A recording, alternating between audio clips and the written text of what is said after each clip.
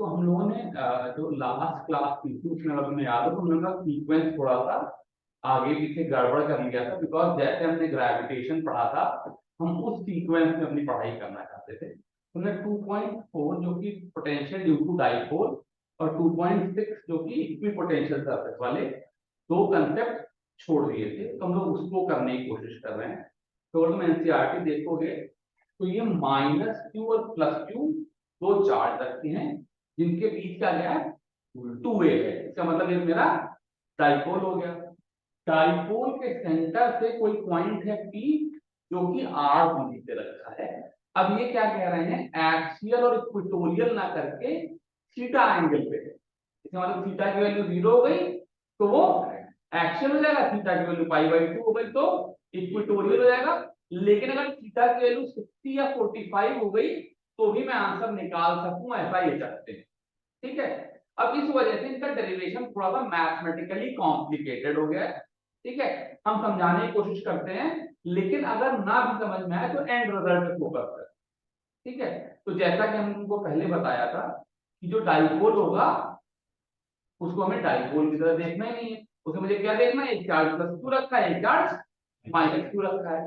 तो यहाँ पर जो चार्ज +q है इससे पॉइंट P की दूरी मान लो r1 है और जो -q है उससे पॉइंट P की दूरी r2 है।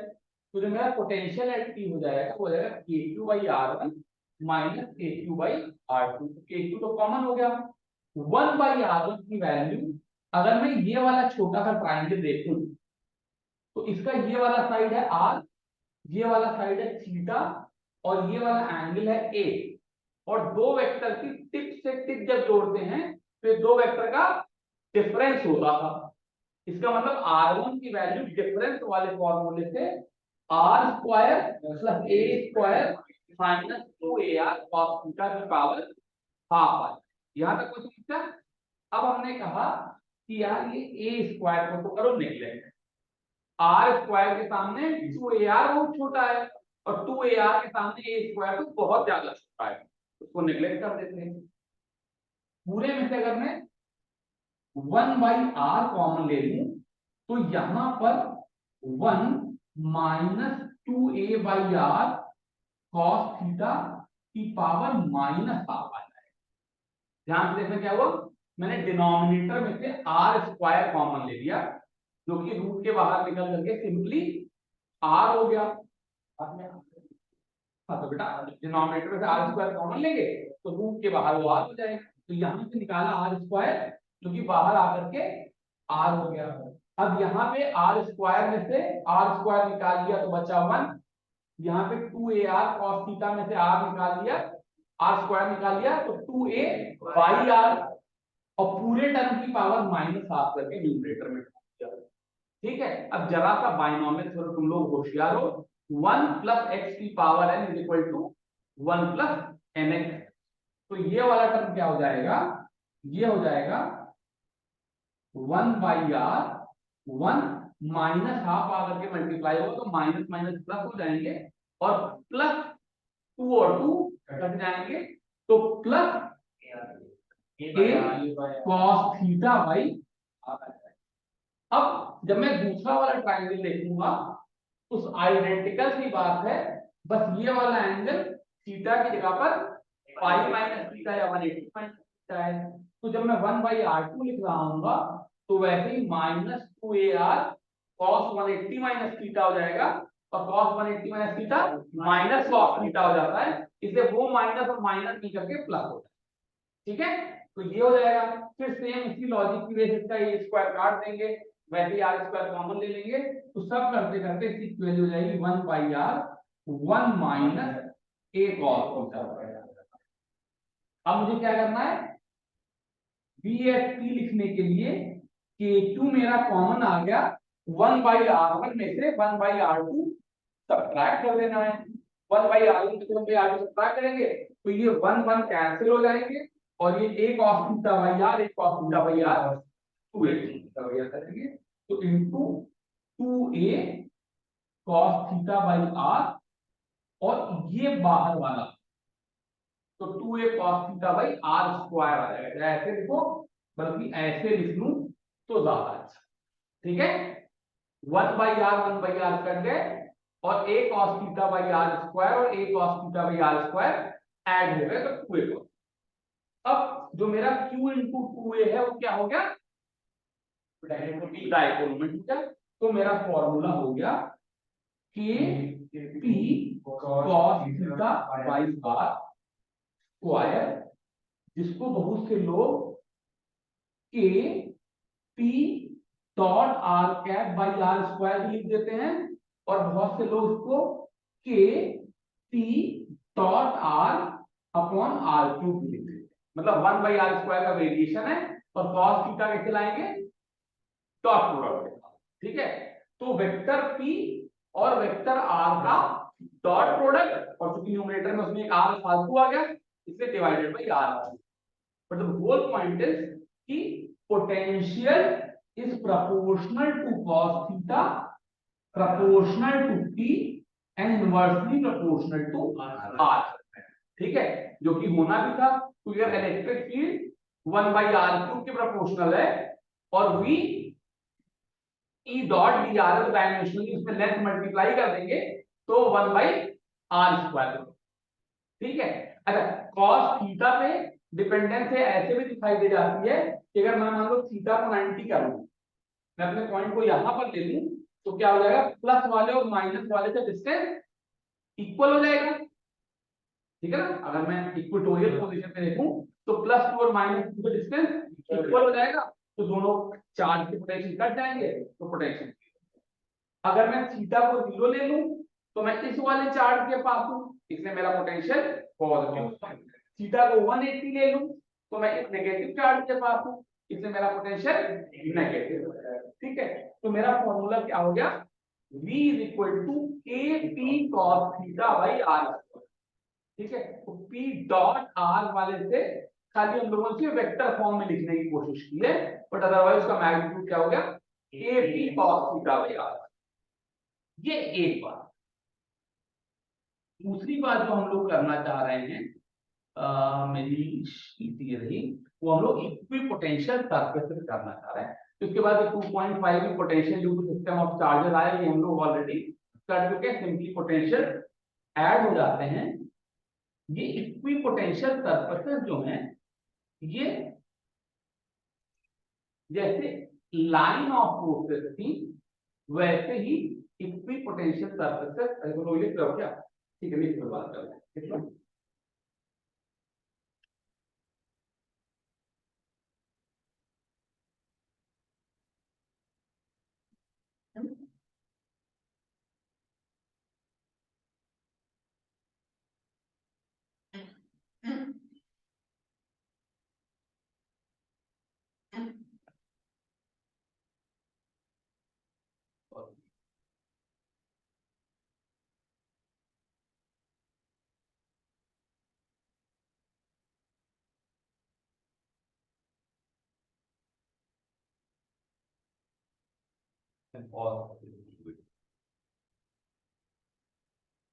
अब हम लोग बात करने जा रहे हैं इक्विपोटेंशियल सरफेस। नाम जैसा क्लियर है, 3D में मान लो कोई इलेक्ट्रिक फील्ड है, ये सबसे सिंपल एग्जांपल है कि मेरे पास एक ये +q चार्ज रखा है, ठीक है। हाँ, तो इससे मैं कहूं कि भाई इसके चारों तरफ 100 वोल्ट की सरफेस कैसी होगी, ठीक है। तो जहां पर KQ/R की वैल्यू 100 होगी, वो पॉइंट यहां पर होगा, यहां पे होगा, बिकॉज R दूरी पे सब जगह पोटेंशियल एक ही जैसा होगा, तो रेडियस तो सेम ही है। तो इसके चारों तरफ एक ऐसा स्फीयर बन जाएगा, बहुत अच्छा नहीं बना, जिसका पोटेंशियल 100 वोल्ट है। फिर मैं बोलूं कि 90 वोल्ट की सरफेस कैसी होगी, तो थोड़ा दूर का एक पॉइंट होगा, ठीक है। बहुत अच्छे से ग्राफ बना करके देखें तो ये जो रेडियस है इसका 10/9 टाइम्स हो जाएगा, बिकॉज v1r1 v2r2, पर हम उतना एक्यूरेट बनाते नहीं है। मान लो 90 वोल्ट की सरफेस ऐसे बनी, तो पहली बात तो क्या है, स्फीयर होगा तो इक्विडिस्टेंट होगा, मतलब अगर दूरी यहां पर इतनी है तो यहां पर भी ऐसे ही बनेगी, ठीक है। फिर वो बोले 80 वोल्ट की सर्किट कहां पे होगी, तो पहले बताओ जितना बड़ा ये गैप है इससे बड़ा गैप होगा कि छोटा गैप होगा? कोई और बताए? तो नंबरों में बात कर लेते हैं। मान लो के क्यू बाई आर वन बराबर 100 है, तो इसका मतलब आर वन की वैल्यू के क्यू बाई 100 है, आर टू की वैल्यू के क्यू बाई 90 है, और आर थ्री की वैल्यू के क्यू बाई 80 है। तो 1 बाई 90 और 1 बाई 100 का गैप और 1 बाई 80 और 1 बाई 90 का गैप बराबर हो, अलग अलग। ठीक है, टू बी स्पेसिफिक, जो लोग होशियार हैं और जल्दी जल्दी गुणा करके देख सकते हैं, वो पाएंगे कि अगली वाली सरफेस थोड़ी सी ज्यादा होगी, यानी कि कुछ ऐसा बनेगा 80 वोल्ट का स्फीयर, और 70 वोल्ट का स्फीयर बनाए तो अगर ये थोड़ा बड़ा था, थोड़ा और बड़ा, ये कहीं मैं इतना बड़ा बड़ा बनाऊंगा तो गोले बने होंगे, ये 70 वोल्ट का स्फीयर बन जाए। ठीक है, तो यहां से हमें दो बातें पता चली, जो कि अगर समरी के फॉर्म में देखना हो तो जो 0.2.7 से जस्ट पहले। ठीक है, पहली बात तो क्या हुई, देखो क्या हुआ, हम क्या रिप्रेजेंट करना चाह रहे, थोड़ी देर पहले मैंने बोला ये इलेक्ट्रिक फील्ड की स्ट्रेंथ और डायरेक्शन दिखा रहा है। अब पूछोगे सर स्ट्रेंथ और डायरेक्शन कैसे दिखा रहा है, तो पहले बताते हैं डायरेक्शन कैसे दिखा रहा है। देखो जैसे मान लो ये सरफेस इक्विपोटेंशियल है। इक्विपोटेंशियल का मतलब ये है कि मैं यहां से यहां जाऊं तो पोटेंशियल डिफरेंस जीरो है, इसका मतलब इस दिशा में इलेक्ट्रिक फील्ड जीरो है। ऐसा क्यों कहा मैंने, क्योंकि delta v is equal to minus E dot d. इसका मतलब जो इलेक्ट्रिक फील्ड वेक्टर है वो अलोंग सरफेस नहीं हो सकता, इसका मतलब इलेक्ट्रिक फील्ड को परपेंडिकुलर टू द सरफेस होना है। क्योंकि अगर मान लो इलेक्ट्रिक फील्ड ऐसे होती तो इस इलेक्ट्रिक फील्ड के दो कंपोनेंट हो जाते, एक परपेंडिकुलर टू द सरफेस, एक पैरेलल टू द सरफेस, और अगर parallel to the surface field होती तो फिर पोटेंशियल सेम नहीं होता। ये बात समझ में आई? अगर इलेक्ट्रिक फील्ड नॉर्मल ना होती, ऐसे तिरछी तरफ होती, तो इसके दो कंपोनेंट हो जाते हैं, एक इलेक्ट्रिक फील्ड परपेंडिकुलर, यहां ना बनाया जगह की थोड़ी कमी, यहां बना। मान लो इलेक्ट्रिक फील्ड ऐसे होती, उसका एक कंपोनेंट इधर होता, दूसरा कंपोनेंट इधर होता। अगर इस दिशा में इलेक्ट्रिक फील्ड का कंपोनेंट होता तो इस दिशा में चलने में पोटेंशियल डिफरेंस आ जाता, because E dot d are की वैल्यू तब जीरो नहीं होती, और अगर पोटेंशियल डिफरेंस है नहीं, इसका मतलब ये वाली इलेक्ट्रिक फील्ड है नहीं है। तो अगर पैरेलल कंपोनेंट नहीं है तो इसका मतलब खाली परपेंडिकुलर कंपोनेंट है। तो पहली बात तो क्या है कि कोई पूछे यहां पे इलेक्ट्रिक फील्ड किधर है, तो इस दिशा में, यहां पे इलेक्ट्रिक फील्ड किधर है तो इस दिशा में है, यहां पे इलेक्ट्रिक फील्ड इस दिशा में, यहां पे इलेक्ट्रिक फील्ड इस दिशा में। तो इक्विपोटेंशियल सरफेस के परपेंडिकुलर इलेक्ट्रिक फील्ड है। अब यहां पे मैंने एक बदतमीजी कर दी, तुम लोगों ने हाँ ना कुछ नहीं बोला कि परपेंडिकुलर की दो दिशाएं, कौन सी, ऐसे क्यों बनाया वैसे क्यों नहीं बनाया, तो चूंकि delta v equal to minus E dot d r है, तो जिधर इलेक्ट्रिक फील्ड है उधर पोटेंशियल हट रहा होगा। इसका मतलब मैं 80 से 90 की तरफ नहीं जाऊंगा, मैं 80 से 70 की तरफ जाऊंगा। तो perpendicular to the surface along decreasing potential. ठीक है, तो देखो 2.7 के पहले जो 2 पॉइंट लिखे हैं उसमें लिखा है electric field is the direction in which potential decreases steepest. ठीक है, जो कि परपेंडिकुलर टू द सरफेस। ठीक है, दूसरी बात क्या हुई, जो इलेक्ट्रिक फील्ड का मैग्नीट्यूड है वो minus dV by D R. ठीक है, यानी कि अप्रोक्सीमेट करना चाहूं तो ये minus delta V by delta R है।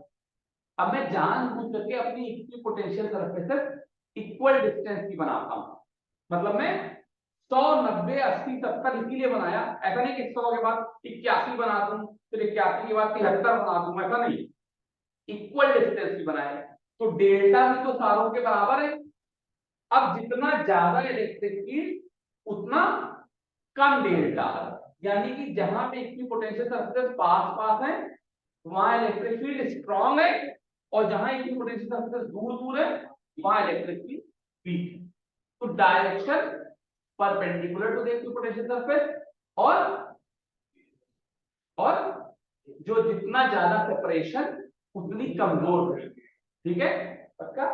और direction of electric field perpendicular तो ही टुवर्ड डिक्रीजिंग पोटेंशियल, ठीक, यहां तक कोई समस्या, ठीक है। और डिक्रीजिंग का मतलब मैग्नीट्यूड में डिक्रीजिंग नहीं, ओवरऑल डिक्रीजिंग, मतलब मान लो ये +2 की बजाय -2 चार्ज होता तो ये पोटेंशियल -100 -90 -80 -70 होता, तो सारे इलेक्ट्रिक फील्ड वेक्टर -90 से -100 की तरफ, -80 से -90 की तरफ, ठीक है। एक बात, तो यहां से हम दोनों काम कर सकते हैं। तो मुझे इक्विपोटेंशियल सरफेस बना करके दे दो, तो अगर मेरी इक्विपोटेंशियल सरफेस ऐसे, ठीक है, तो मैं कह दूंगा भैया देखो यहाँ फील्ड कमजोर है, यहाँ फील्ड ज्यादा है क्योंकि लाइनें पास पास है, और तुम बोल दो ये 100 वोल्ट है, ये 90 वोल्ट है, ये 80 वोल्ट है, तो मैं कह दूंगा यहाँ पे फील्ड ऐसे है, यहाँ पे फील्ड ऐसे है, ठीक है, यहाँ पे फील्ड ऐसे है, यहाँ पे फील्ड ऐसे है, मैं डायरेक्शन भी बता दूंगा और मैग्नीट्यूड का अंदाजा भी बता दूंगा, ठीक है, कोई दिक्कत। ये एक बात बहुत अच्छे से डेटा दे रखा हो, जैसे मान लो ऐसे लाइन एक खींची हुई हो और ये दे रखा हो x = 0.1 और ये दे रखा हो x = 0.12, तो फिर मैं ये भी बता दूंगा कि delta v by delta x = 10 volt का डिफरेंस ओवर 0.02 मीटर, ठीक है। तो मैग्नीट्यूड की वैल्यू भी बता दूंगा अगर तुम मुझे मैथमेटिकल डेटा प्रोवाइड कर दो, तो बट जनरली ये ऐसे पूछा नहीं जाता, बट पॉइंट है कि स्ट्रेंथ डायरेक्शन दोनों दिए जाते। इसके जस्ट उल्टी बात क्या है कि तुम मुझे इलेक्ट्रिक फील्ड लाइन दे दो,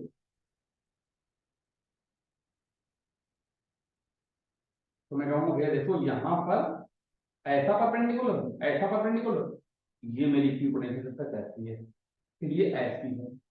अब ये कमजोर हो रही, इसका मतलब ये गैप थोड़ा सा बढ़ गया, और यहाँ स्ट्रॉन्ग है इसलिए गैप थोड़ा सा अच्छा नहीं बनाया मैंने, थोड़ा ऐसा हो, ठीक है। इस तरीके से मतलब एग्जैक्ट नहीं हो सकता है ये वाली लाइन यहाँ से थोड़ी बगल में होती, बट ये दोनों पिक्चर की हर जगह पर जो इलेक्ट्रिक फील्ड लाइन है और पोटेंशियल सरफेस है ये परपेंडिकुलर है। मैं ऐसे नहीं बना सकता, ऐसे, बिकॉज वो परपेंडिकुलर नहीं रह जाएगी, ठीक है। और दूसरी बात क्या है, जहां पर ये लाइनें पास पास है वहां इक्विपोटेंशियल सरफेस पास पास होनी चाहिए, जहां ये लाइनें दूर दूर है वहां पे इक्विपोटेंशियल सरफेस दूर दूर होनी चाहिए, ठीक है। इस तरीके से मैं इलेक्ट्रिक फील्ड से इक्विपोटेंशियल सरफेस और इक्विपोटेंशियल सरफेस से इलेक्ट्रिक फील्ड लाइन बना सकता हूं। अब यहाँ पर दो ग्राफ उन्होंने दे रखे, बल्कि 3 दे रखे हैं। एक तो कह रहे हैं equipotential surface for uniform field, जो कि 2.10 मेरे किताब में, तुम्हारे पता नहीं क्या नंबर है। अगर फील्ड यूनिफॉर्म होगी तो उसका मैग्नीट्यूड और डायरेक्शन दोनों फिक्स्ड है, इसका मतलब इसकी इक्विपोटेंशियल सरफेसेस एक तो perpendicular to the electric field line होंगी और दोनों इक्वली स्पेस्ड होंगी, ठीक है। यहां तक कोई दिक्कत। नीचे देखो 2.11 मेरी बुक के हिसाब से equipotential surface for a dipole and for 2 identical positive charge, ठीक है। तो अगर तुमको याद हो तो डाइपोल की वजह से फील्ड कैसे निकलती थी, ऐसे इसमें इन्होंने क्या बनाया, इधर माइनस चार्ज है इधर प्लस चार्ज है, तो लाइनें ऐसे बनती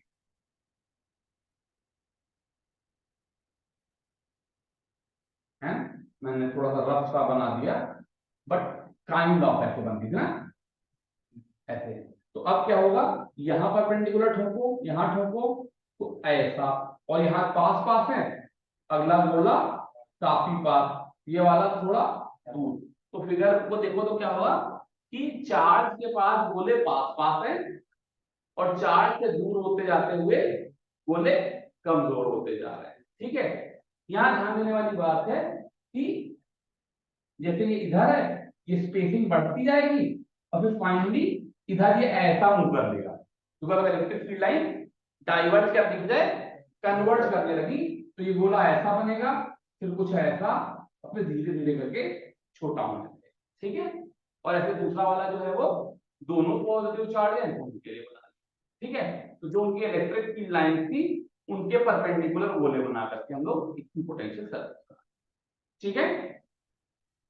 पर जो इनका असली प्रॉब्लम आता है वो वही इलेक्ट्रिक फील्ड का मैग्नीट्यूड और डायरेक्शन के बारे में सवाल आने लगते हैं, कहां पोटेंशियल ज्यादा है कहां पोटेंशियल कम है वगैरह। लास्ट जो टॉपिक मैं आज की क्लास में कराना चाह रहा हूं वो पोटेंशियल एनर्जी ऑफ डाइपोल है। तो देखो क्या हो जाएगा, ये डाइपोल है, मान लो प्लस क्यू चार्ज है, ये माइनस क्यू चार्ज है, ये इलेक्ट्रिक फील्ड है, तो मालूम है क्यू ई फोर्स लगता था इस पे, क्यू ई फोर्स मतलब ऑपोजिट डायरेक्शन में लगता था, ये टॉर्क इसको अंदर की तरफ माना जाता है, ठीक है। तो जो हमने पीछे तुमको पढ़ाया था वो पढ़ाया था d U is equal to minus tau d theta, ठीक है। हाँ, मतलब जैसे minus F dot d x वैसे टाउ डी थीटा, यहां तक कोई दिक्कत। अब यहाँ पे टाउ की वैल्यू कितनी है, टॉर्क कितना है, dipole electric field p E sine theta, और पीई साइन थीटा है, लेकिन इसकी जो दिशा है वो ऐसी है कि डी थीटा के अलाउ नहीं है, डी थीटा के ऑपोजिट है। ऐसा टॉर्क जो एंगल बढ़ने की तरफ लग रहा होता वो पॉजिटिव लिया जाता, ऐसा टॉर्क जो एंगल घटने की तरफ लग रहा है वो नेगेटिव है। ये टॉर्क क्या कोशिश कर रहा है कि एंगल घटा दे, तो जैसे फोर्स अलोंग एक्स लगता, अलोंग माइनस एक्स एल लगता, ऐसे ही टॉर्क अलोंग माइनस थीटा लगता, इधर नहीं लग रहा है, इधर नीचे की तरफ जा, तो इसकी वैल्यू हो जाएगी माइनस और माइनस प्लस हो जाएंगे integral P sine theta D, ये डी हो जाएगा। अब मैं अपना डेटम चूज कर लूं, तो अगर डेटा मुझे पता हो तो थीटा पे मैं पोटेंशियल एनर्जी क्यों निकाल सकता हूं, ठीक है। अब मैं एक बड़ा इंटरेस्टिंग बात बताना चाहूंगा, तो मैं पहले बता चुका हूं, बस फिर से बोल रहा हूं वर्क एनर्जी पावर की तरफ से, कि हम डेटम चूज कैसे करते हैं। जब हम पोटेंशियल एनर्जी का डेटम चूज कर रहे थे तो mgh1 माइनस h2 आता, तो मैंने h2 को जीरो ले लिया, मैंने कहा क्या कहा था, ग्राउंड को जीरो मान ले तो पोटेंशियल एनर्जी खाली mg h हो जाएगी। तो यानी कि चेंज में जनरली दो टर्म होगा, मैं इनिशियल वाले टर्म को जीरो करने की कोशिश कर रहा हूं। जब मैं ग्रेविटेशन का डेटम ले रहा था तो वो minus G m one m two 1/r1 minus 1/r2 था, तो 1/r2 को जीरो करने के लिए मैंने r2 को जीरो ले लिया, ठीक है ना।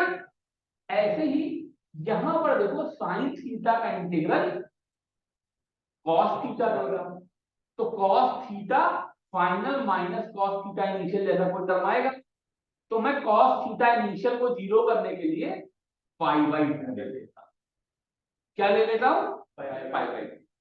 तो हम यहां पे लिखेंगे, अब मैंने गलती कर दी, लाइनें हटाई देते हैं, इसके पहले लिख देते हैं, if we choose theta is equal to 90 degree as datum,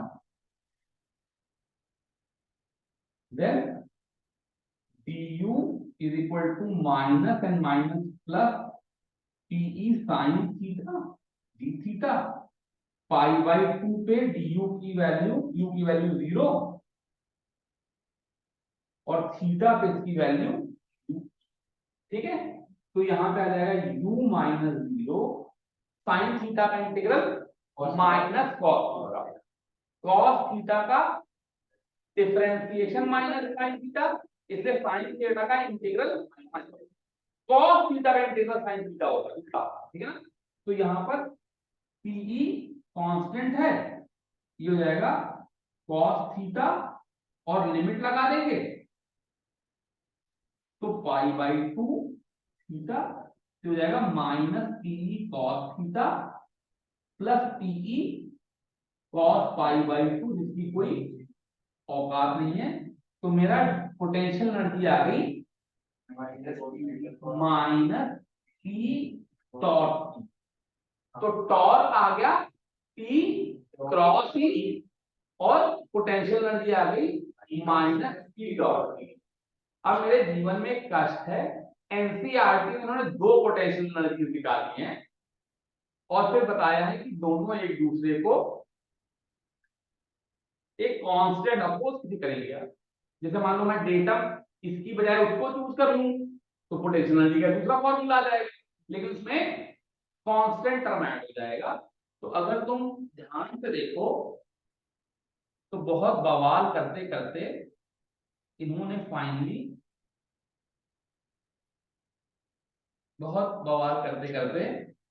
एक तो इक्वेशन 2.31 मेरी बुक में, तुम्हारी बुक में पता नहीं क्या 2.31 2.34, ये जो डायग्राम बना हुआ है इसके साथ लिखी हुई है। ये क्या लिखी हुई है? Minus T dot E. ठीक है, और थोड़ा नीचे आकर के देखोगे तो एक और इक्वेशन है जिसको 2.34 कहते हैं, में कहते हैं माइनस टी डॉट ई और minus Q square upon 4 pi epsilon not 2a। ठीक है, इस दूसरे वाले फॉर्मूले को भूल जाते हैं। कभी जब बहुत ज्यादा समझदार होंगे तो दोनों को समझने की कोशिश करेंगे। अभी जो तुम्हारी स्थिति है उसमें दोनों में गड़बड़े करो।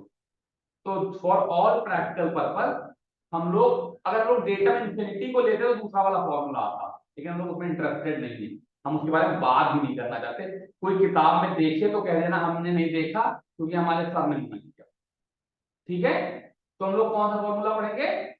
2.32 वाला, जिसमें डेटा को π/2 लेकर के potential energy minus T cos theta या माइनस टी डॉट।